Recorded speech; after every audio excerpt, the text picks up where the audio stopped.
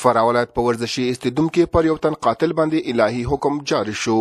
د قصاص په دغه پراخه غونډه کې چې د ولایت په زرګونو اوسیدونکو او سیمه ییزو مسؤلینو ګډون درلود، دیني عالمانو وویل چې اسلامي نظام باید د ولسونو د امنیت او د ټولنې خوندي ساتلو لپاره شرعي حدود پلي کړي، ځکه په قرآن عظیم شان کې هم په تکرار ډول سره پر شرعي حدودو ټینګار شوی او پلي کول د ټولنې په ګټه دی. د حدود او د قصاص مسائل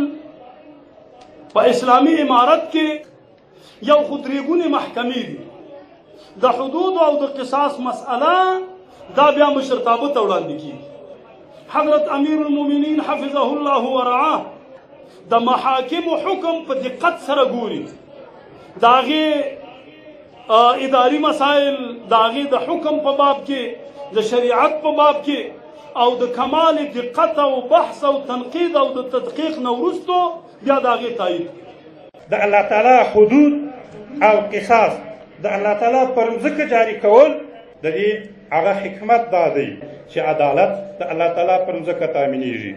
جرایمو مخنیوی کیږي، د خلکو حقوق ساتنه کیږي. په ورته مهال د فراه اوسیدونکو هم د اسلامي حدودو نافذول د افغانستان د امنیت، سوکالي او پراختیا لپاره اړین بیانوي او وايي کله چې قصاص په یوه ټولنه کې تطبیقیږي، هغه ټولنه د شر، فساد او د ظلم څخه ژغورل کیږي. قصاص د الله جل جلاله یو حکم دی او دغه رقم د الله تعالی د حکم پر اساس باندې د قصاص جاری سو. د کوم ظالم